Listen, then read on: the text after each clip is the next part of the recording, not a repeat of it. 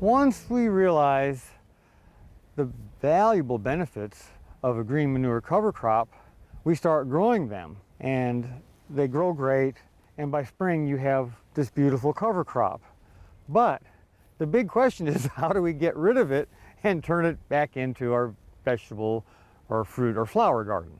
In a small backyard garden situation, maybe a raised bed or something, you might simply just pull up the plants, shake off the dirt as much as you can, and what you have left in your hand then is a valuable addition to your compost pile.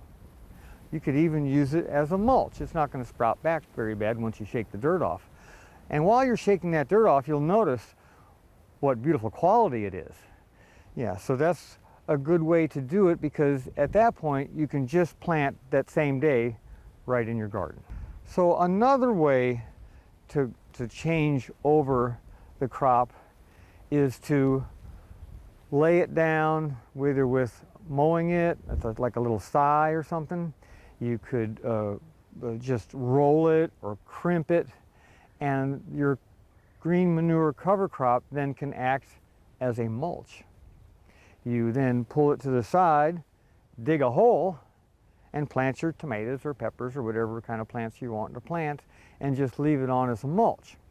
One of the problems with this method, though, is that we have to remember that a mulch protects the soil from the sun. So if we're growing a cool weather crop, say lettuces, a mulch in the spring is a good idea. But if we're growing tomatoes or peppers, we'll have to pull the mulch back and let that soil warm up, because the mulch will keep the soil cool, and tomatoes and peppers wouldn't like that. The way that I incorporate the green manure cover crop takes time, maybe 2 or even 3 weeks. We mow the field really well, maybe even twice. Sometimes I'll mow the green manure crop before it gets this tall, just to keep it in a leaf stage. The stalks are what take a long time to decompose. After I mow it, I run a chisel plow through the field, and this would be like using a garden fork in your garden. And then I do something that's one of the hardest things for a gardener to do, and that is nothing. I simply have to wait.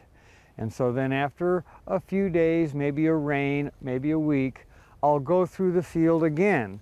And this time, everything breaks up a lot better than it did the first pass. In another week or so, I'll go through a third time, which is usually the last path, and everything busts up really nicely, and the ground is ready to plant the summer garden. So what I'm doing here is I'm getting soil microbes to do the work for me, just as I used the green manure cover crop to work for me. The cover crop loosens the soil with those big root systems and gets the soil in pretty good shape, but there's a lot of microbes growing on that cover crop, in an organic situation. And when I mow it, the food for those microbes, their food source is gone. The plants are no longer putting out root exudates to feed the soil bacteria and fungi. Then when I take the cultivator through it, my goodness gracious, it all gets busted up, and the soil microbes are further diminished. But that's only the winter crop microbes. What happens is the summer crop loving microbes kind of wake up in spring as the ground gets warmer, and they go like this: wow, there's more elbow room now, all these other winter microbes aren't around, and they start proliferating.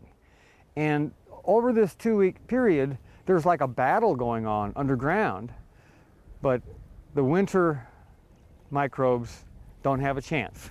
And the summer microbes then help to break down this cover crop and turn it into really good soil. A popular gardening method now is called no-till gardening or farming. And in this case, we try not to till the soil, but we simply crimp it or roll it with a machine called a crimper or a roller, and then we use a seed drill to drill in the next crop. And this minimizes soil tillage, which can be detrimental to our beneficial microbes, but it does require an investment in these pieces of equipment, which I don't have, so I kind of do it the old-fashioned way. We don't grow green manure cover crops on fields that we want to plant early in the spring.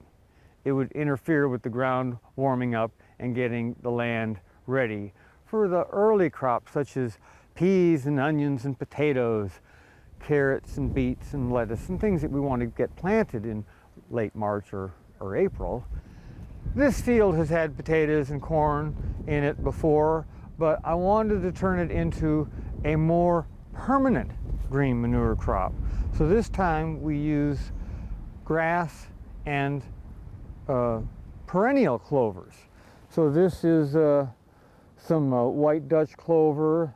There's probably some red clover in here, fescue. And these things then you put as your green manure crop if you don't want to use the land for a few years. When we fall plow or dig up our soils, we leave it in these clods, which then in the fall fill up with rain water, and in the winter that water freezes and expands and poofs out the soil and pulverizes it in way better than any kind of mechanical tillage can do. And this is a great way to have the ground ready in the spring, especially for those early crops like potatoes. Unless you're doing an early garden, it's always a good idea to tuck your garden beds away in the winter under a nice, cozy cover crop. For inspiring garden tours, growing tips, and garden projects, visit our website at volunteergardener.org or on YouTube at the Volunteer Gardener channel, and like us on Facebook.